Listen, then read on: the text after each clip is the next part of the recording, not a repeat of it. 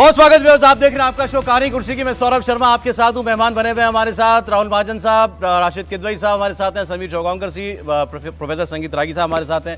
Viewers, बात तो हमने शुरू की थी। अमित शाह जी ने हर राज्य को लेकर अपना दावा दिया है और ये भी बताया कहाँ हम घट सकते हैं। तो ऐसा नहीं उन्होंने सब बढ़ने वाले नहीं, घटने वाले भी बताए। लेकिन फिर कहा कि इसके बावजूद हम जो है, आप देखिएगा कि एनडीए 400 पार हो जाएगा। तो वो बात हम कर रहे थे।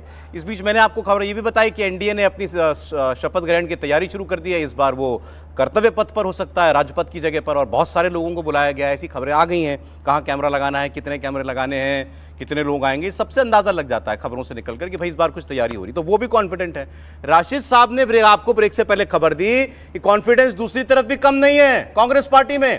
कांग्रेस पार्टी तो ये तब तय कर रही है कि भाई कौन बनेगा हमारा प्रधानमंत्री, गृह मंत्री, वित्त मंत्री, हमारी कैबिनेट कैसी होगी, वो नाम लेकर के बताने। सर प्लीज, अब तो ये इसके अलावा कुछ बात ही नहीं हो सकती। देखिए, इसमें कोई बहुत चौंका देने वाली बात नहीं है, क्योंकि देखिए आपके कार्यक्रम का जो शीर्षक है वो है कहानी कुर्सी की। तो कुर्सी की जो हम इतिहास लिखते हैं, तो इतिहास में कुर्सी जिसको मिली उसकी कुर्सी के बारे में सारा चर्चा होता है, पूरा जिक्र होता है, किताबें लिखी जाती है, अखबारों में छपता है, जो लोग टेलीविजन पर चर्चा होती है, जो लोग कुर्सी से वंचित रह गए लेकिन वो भी प्रयास करते हैं, सही बात है। और अब जब समय कम बचा है तो उसमें एक जो इंडिया गठबंधन है वो एक वैकल्पिक सरकार की तैयारी कर रही है। वो अपने तमाम उसने दस्ते टाइप बना रखे हैं कि कहाँ उसके जो सांसद जो आएंगे उनको रोकेंगे, कैसे उनको संभालेंगे, कैसे दूसरे लोगों से, अगर नवीन पटनायक जैसे राजनीतिक दल हैं जो अभी ना इंडिया में है ना इंडिया अलायंस में, उनसे कैसे संपर्क साधा जाएगा, ये सारी कवायद चल रही है। और उसी संदर्भ में एक ये कि अगर सरकार बनती तो एक वैकल्पिक सरकार बनेगी। एक हमारे देश में बड़ा जो नरेंद्र मोदी और अमित शाह के ज़माने में एक हिंदुत्व का एक पूरा एक नैरेटिव बना है, उसमें अगर सरकार आएगी तो क्या उद्धव ठाकरे उसके लिए एक देश के गृह मंत्री के रूप में उपयुक्त होंगे या नहीं? नाम बताइए ना सर, जो लिस्ट देखी वो बताइए। नहीं, उसमें सिद्धारमैया का नाम चल रहा है कि वो वित्त मंत्री। पहले टॉप से पीएम कौन इंडिया गठबंधन का पीएम कौन? सबने पूछा भाई नाम बताओ। नहीं, नाम की बात देखिए, दो अलग अलग चीजें। देखिए, मान लीजिए काल्पनिक बात है, मान लीजिए 40 सीटें अखिलेश यादव उत्तर प्रदेश से ले आते हैं, मान लीजिए, ऐसा मुश्किल लगता है, कोई कहेंगे संभव नहीं है, हमारे मित्र कह रहे हैं, लेकिन एक तो 40 अगर उत्तर प्रदेश से कोई लोकसभा सीट ले आता है तो वो बड़ा दावेदार बन जाएगा बड़े पद का। कांग्रेस का क्या है, क्या कांग्रेस 100 पार होगी, 150? मुझे वो लिस्ट जाननी है जो आपने कल कागज पे देखी। मैं आपको नाम बता दूंगा, आप उनसे संपर्क कर लीजिए। अरे नहीं सर, बताइए ना प्लीज। तो इस तरह से, क्योंकि गठबंधन है, क्या तेजस्वी यादव को क्या मिलेगा? नहीं, अच्छा पीएम का आप कह रहे हैं, पीएम अभी डिसाइड नहीं कर सकते। जरा आकलन के ऊपर है कि जिसकी कितनी। देखिए, अगर कांग्रेस हाफ ऑफ हाफ, मतलब 272 का आधा, जो मुझे लगता है कि संभव नहीं है, उसकी दावेदारी अगर होती तो कांग्रेस का प्रधानमंत्री बनेगा, बात साफ है। हाफ ऑफ हाफ मतलब 272 का आधा कितना होता है? 136। एचएम कौन सर, होम मिनिस्टर कौन? एचएम के लिए ही जो है दो नाम जो मैंने देखे वो है, एक तो उद्धव ठाकरे का नाम है और दूसरा तेजस्वी यादव का नाम है। तेजस्वी यादव होम मिनिस्टर जी, ऐसा बनाएंगे कि जो थोड़ा सा कन्फ्रंटेशन करे, जो एक थोड़ा सा जो 34 साल का लड़का होम मिनिस्टर देश का हो जाएगा, मतलब ऐसी चर्चा कर रही है कांग्रेस। नहीं, कांग्रेस की बात नहीं, इंडिया गठबंधन की। इंडिया गठबंधन में सर तेजस्वी यादव को बना सकते हैं। वो डिप्टी सीएम हो चुके हैं, अब सीएम के उम्मीदवार हैं। और सर और कैबिनेट इस तरीके से वित्त मंत्री की बात हो रही है, तो वित्त मंत्री में सिद्धारमैया की बात हो रही है। ये हमारे बहुत बड़े चिदम्बरम साहब है, अरविंद केजरीवाल हैं, कोई भी हो सकता है इसका वित्त मंत्री। सिद्धारमैया, अरविंद केजरीवाल, आपने बताया एक और नाम नजर, और पी चिदम्बरम ही है, वो तो पुराने चावल हैं, बहुत बार रह चुके हैं। और विदेश मंत्रालय में बहुत से कांग्रेस की तरफ से दावेदारी है, शशि थरूर की दावेदारी है। लिस्ट में किसका नाम था सर? नहीं, अब ये सब आप जो है, अरे बताइए ना सर। देखिए, एक और सौरभ, आप पत्रकार हैं, आप जानते हैं थोड़ा सा एक पत्रकार का और एक उसके सूत्र का एक रिश्ता होता है, जिसमें सूत्र थोड़ी पूछ रहा हूँ आपसे मैं। नहीं तो जो मैंने मुझे तो टॉप 5 जानने ना, फाइनेंस मिनिस्टर के, फॉरेन मिनिस्टर के लिए शशि थरूर की। देखिए, इसमें क्या है, क्योंकि गठबंधन की सरकार है, गठबंधन में डीएमके से कोई बड़ा नाम आएगा, क्योंकि जैसे आपको कुछ लोगों को आप में से स्मरण होगा, हो सकता है राहुल महाजन जानते हो, 2019 में भी ऐसी पूरी कवायद कसरत जो भी आप कहें हुई थी, और उस समय मुझे ध्यान है एमके स्टालिन का नाम आया था कि वो देश के गृह मंत्री होंगे। Okay sir, Stalin. और कोई रह गया sir? PM, home minister, finance minister, foreign minister, और कोई कौन सा रह गया सर? Defence minister sir. खड़गे जी कहाँ जाएंगे? Defence minister sir. नहीं, खड़गे जी का तो देखिए उस दूसरी श्रेणी में नाम है। अगर कांग्रेस का प्रदर्शन होता है, और हो सकता है कि ममता बनर्जी और अरविंद केजरीवाल वगैरह खड़गे जी का नाम बढ़ाएं प्रधानमंत्री पद के लिए। सर, डिफेंस मिनिस्टर के लिए कोई नाम था लिस्ट में? मैंने वो नहीं देखा, अभी देखा नहीं आप? और कोई? अब हम चर्चा को आगे बढ़ाते हैं। मजेदार। लेकिन सर एक बात, ताली सर, ताली, ये तो कमाल हो गया। ये देखिए साहब, राशिद साहब ने जो लिस्ट बताई, देखिए गंभीर बात है, देखिए इसको हवा में नहीं लेना चाहिए। मैं आपको एक चीज और बता दूं, तस्दीक करेंगे सर, आ रहा हूँ, तस्दीक करेंगे मेरे साथी, ये जो अभी सर ने बोला कि मैं कुछ कांग्रेस के नेताओं के साथ बैठा था, वहाँ ये तैयारी चल रही थी कि हम जीते तो कौन होगा, तो पीएम पद तो वो भी ये कह रहे हैं, और अभी आज जयराम रमेश ने भी कहा कि हम आपको 48 घंटे के अंदर अपना पीएम बता देंगे कौन है, लेकिन वो नंबर्स पर डिपेंड करेगा। लेकिन बाकी जो सर बता रहे हैं कि जो नाम चले, होम मिनिस्टर के लिए उद्धव ठाकरे या तेजस्वी यादव का नाम भी चल रहा है, फाइनेंस मिनिस्टर के लिए सिद्धारमैया, अरविंद केजरीवाल, पी चिदम्बरम, कोई भी हो सकता है, फॉरेन मिनिस्टर के लिए शशि थरूर डीएमके से कोई भी हो सकता है, ऐसे नाम जो है सर देख करके आए हैं। तो ये 2019 में भी ऐसा ही हुआ था, उस वक्त खबरें ये आई थी कि राहुल गांधी ने तो ये तक तय कर लिया था कि भाई हम स्टालिन को शायद बना देंगे, स्टालिन साहब को बना देंगे, अपना होम मिनिस्टर बना देंगे। हुआ था सर ऐसा ना? बिल्कुल बिल्कुल, ऐसी पूरी उस समय भी कवायद हुई थी। तो जनरली मैं बताऊं, जब भी ऐसे कोalition की चीजें होती हैं तो but they have to be very confident अगर वो अभी ये काम कर रहे हैं तो। मैं ये बोल रहा हूं कि जब भी कोalition सरकारों की बात होती है सर, तो गृह मंत्रालय और वित्त मंत्रालय वो पार्टी रखती है जो सबसे लार्जेस्ट ग्रुप होता है। हाँ सर बोलिए सर। मैं तो तेजस्वी यादव का नाम होम मिनिस्टर के लिए सुन करके मैं तो उसी से बाहर नहीं निकल पा रहा हूँ। देखिए ऐसा है ना कि बिहार में एक कहावत है, दो भाई लड़ रहे थे और बोले घोड़ा हम यहाँ बांधेंगे, दूसरा ने कहा नहीं हम यहाँ बांधने नहीं देंगे, घोड़ा यहाँ बंधेगा। उसके बाद बोला नहीं नहीं ये तो मैंने तय करिए घोड़ा यहीं बंधेगा। फिर दूसरे भाई ने कहा नहीं घोड़ा यहीं बंधेगा। दोनों ने तलवार निकाली, दोनों ने एक दूसरे को मार लिया। ये घोड़ा खरीदाने से पहले ही हो चुका था। वही हालत इंडिया गठबंधन घोड़ा है नहीं, घोड़ा है नहीं, घोड़ा के लिए तलवारबाजी। अरे क्या बातें कर रहे हैं। कल देखिए राशि जी जो हैं बहुत अच्छी बात करते हैं, बड़े कल जो है इन्होंने, कल इनको डांट पड़ी होगी, और डांट इसलिए पड़ी होगी कि कल इन्होंने कांग्रेस पार्टी का 70 मैक्सिमम दे दिया था। अब राहुल गांधी है नहीं कि जो हमें डांटे राजनीतिक दलों में, चलिए, ये तो उन लोगों के साथ ऐसी होता है। ऐसी मजाक की नहीं बात ये है। जो नहीं देखिए कुर्सी की बात है, कुछ लोग होते हैं पत्रकारिता में भी जुड़े होते हैं और अलग से भी जो हस्तिनापुर से बंधे होते हैं, हस्तिनापुर की कुर्सी से बंधे होते हैं, तो ये बात कह रहे हैं उन लोगों की बात कर रहे हैं। नहीं सही बात है, ठीक। खबरें निकालना ही तो काम है हमारा, और काम क्या है? खबर निकालने। राजीव साहब ने कहा, उन्होंने आपको बड़ी कल से एक व्हाट्सएप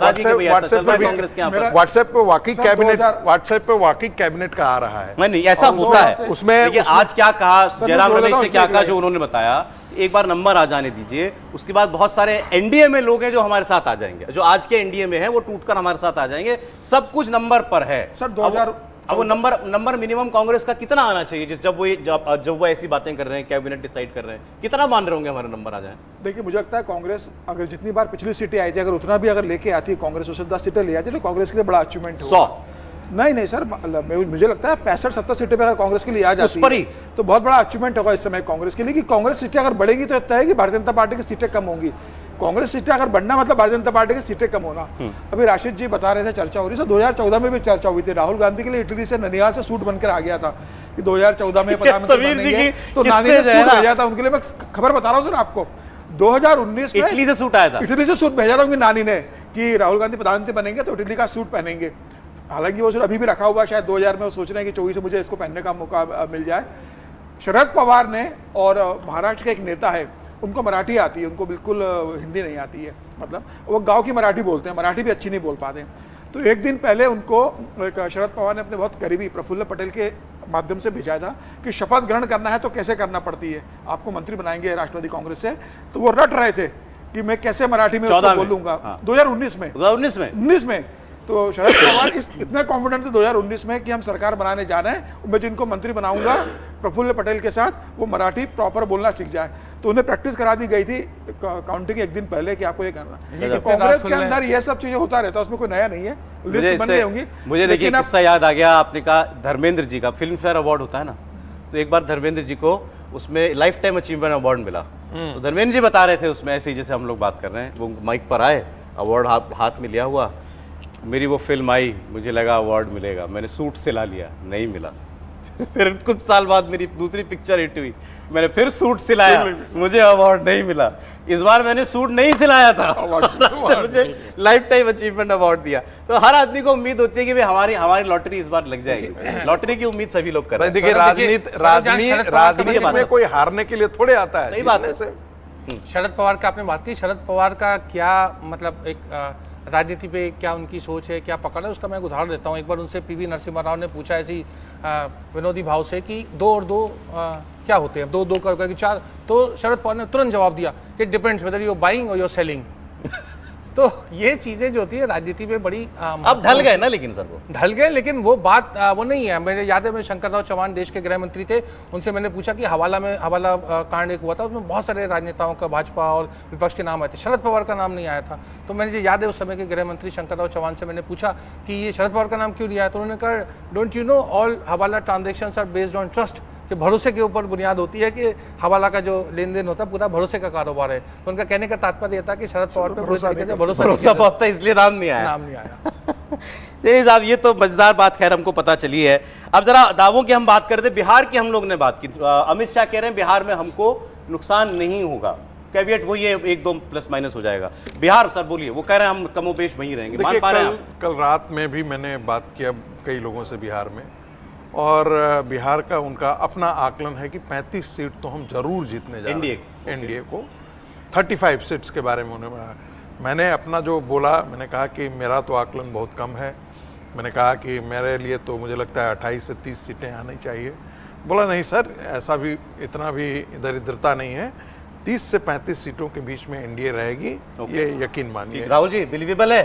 30 सीटें मुझे लगता है कि जो है एनडीए मिलाकर 30 सीटें बिहार में जो है वो ले जाएगा। तो सबसे ज्यादा नुकसान 30 भी आ गए, जो सबसे ज्यादा नुकसान होगा वो जेडीयू को नुकसान होगा, एक आध सीट एलजेपी का भी नुकसान हो सकता है, वरना बीजेपी को कोई नुकसान बिहार में भी नहीं होगा। राजू साहब जी देखिए, विपक्ष का आकलन है कि जैसे महाराष्ट्र की बात हो रही है वो, और उसी तरीके से बिहार में भी भारी फेरबदल होगा। जिस तमाम हम बात कर रहे हैं कयास की कि थोड़ा सा कुछ बदलाव आ सकता है या भाजपा को पूर्ण बहुमत से वंचित हो सकता है, तो उसमें बिहार का भी एक रोल होगा। और उस संदर्भ में मुझे लगता है कि जो 40 सीटें वो घट के गठबंधन, जो मतलब भाजपा का जो गठबंधन है, भाजपा और जेडीयू और एलजेपी का, वो 20 के आसपास रह जाएगा। ये आपका असेसमेंट है या विपक्ष का? विपक्ष का भी, और मुझे भी लगता है कि ऐसा वहाँ पर लोग 10 कह रहे हैं तो आप 15-18 सीटें भी वो पहुँच सकती है, मतलब तो 20 के आसपास। 19-20 का नुकसान, सीटों का नुकसान अकेले बिहार से हो सकता है, अकेले बिहार से हो सकता है, एनडीए को हो सकता है। जी। अमित शाह कह रहे हैं हम रिटेन करेंगे, उनका मानना ऐसा है। जी देखिए, आप इसकी बात देखिए, क्या वजह आपको लग रहा है बिहार में क्या चीज ऐसी होगी?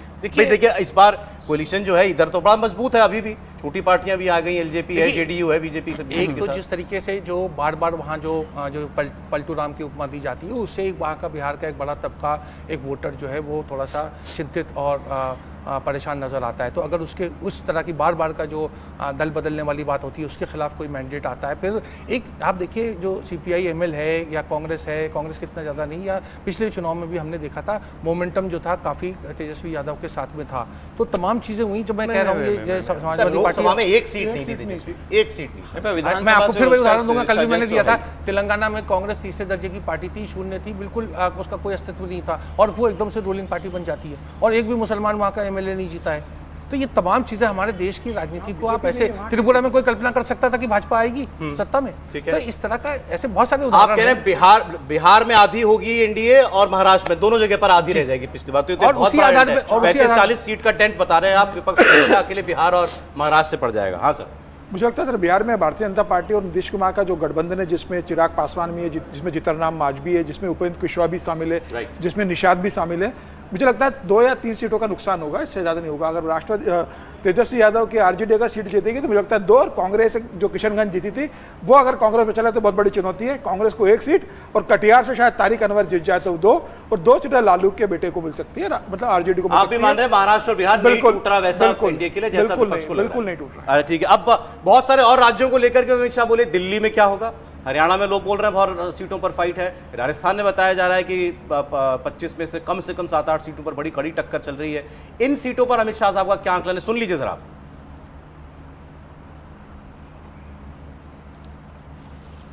राजस्थान के लिहाज से बात करें तो वहाँ कुछ सीटों के नुकसान की आशंका है क्या? जी, 1-2 सीटों का नुकसान हो सकता है। हरियाणा, झारखंड, हिमाचल, उत्तराखंड सर? झारखंड, उत्तराखंड दोनों इंटैक्ट रहेंगे। हरियाणा में हो सकता है 1-8 सीट कम हो, क्योंकि हम सभी की सभी जीते। दिल्ली के मुख्यमंत्री अरविंद केजरीवाल जैसे बयानबाजियां कर रहे हैं, बार बार अपने लीगल मामले को चुनाव से जोड़ के देख रहे हैं, इसे कैसे देखते हैं? देखिए, दिल्ली की 7 सीट भारतीय जनता पार्टी जीतने जा रही है। केजरीवाल लीगल मामले को लेकर जैसे बयानबाजियां देख रहे हैं, उसको चुनाव से जोड़ के देख रहे हैं कि 4 जून को अगर हमारे पक्ष में नतीजा आए तो मैं जेल नहीं जाऊंगा, इसे कैसे देख रहे हैं? एक मुख्यमंत्री की ऐसी बात कहना। नतीजे तो पक्ष में आने वाले नहीं है, मगर शायद जो मैं इनका ऑर्डर समझा हूँ 1 तारीख को नतीजे के पहले ही उनको जेल में सरेंडर करूँ। देखिए, अब इसमें बात करनी चाहिए वो राज्य जहां वो अमित शाह कह रहे हैं हाँ नुकसान हो सकता है। तो मैं फिर ये कहूंगा कि इसमें इस इंटरव्यू में मुझे थोड़ा सा ईमानदार एक ऑनेस्ट असेसमेंट उनका दिखाई दे रहा है। ऑब्वियसली लार्जर साइड पर होगा, अपर साइड पर होगा। हरियाणा में वो कह रहे हैं हमको 1-2 सीट का नुकसान, राजस्थान में भी मान रहे नुकसान होगा। राहुल, तो कितना देखिए, राजस्थान में 4 सीटें लगभग ऐसी हैं जिसको आप कह सकते हैं कि नुकसान हो सकता है वहाँ पे बीजेपी को। हरियाणा एक ऐसा स्टेट है जहाँ पे बीजेपी को सोचना पड़ेगा, क्योंकि मेरा असेसमेंट ये है कि 6 सीटें बीजेपी को हरियाणा से मिलेंगी और 4 से 5 सीटें ऐसी हैं जो नुकसान में जा वो सकती खुद ही कह रहे हैं 1-2 तो वो 3-4 भी हो सकता है। तो हरियाणा राजस्थान दोनों इस बार फाइट में हम। नहीं, फाइट राजस्थान में ज़्यादा फाइट है नहीं। मैंने आपको कहा ना 3-4 सीटें ऐसी That's हैं जिसपे फाइट है पूरी। उसके अलावा राजस्थान में बाकी सीटों पे बिल्कुल फाइट नहीं। 25 की 25 थी भाजपा के पास। हाँ, तो वही 1-2-3 कुछ निकलेगी तो हम लोग वैसी सीटें जो है उस पर नुकसान होगा। हरियाणा एक ऐसा राज्य है, मैंने आपको कहा हरियाणा में जो है वो 4 से 5 सीटें, क्यों 10 ही सीटें वहां पर। ओके, देखिए अब वो बता रहे हैं वो राज्य जहां भाजपा कभी नहीं, कहीं नहीं थी, कभी नहीं थी। तमिलनाडु, आंध्रा, केरल, उसके बारे में उनका क्या दावा है। बढ़ने वाले राज्य उड़ीसा, बंगाल में उन्होंने बड़ा, तेलंगाना, इन 3 राज्यों के बारे में बड़ी जबरदस्त भविष्यवाणी उन्होंने की है। फिर बता रहा हूं आपको, तेलंगाना, उड़ीसा और बंगाल, यहां से वो कितनी बढ़त अपने लिए बता रहे हैं, आप जानकर हैरान रह जाए।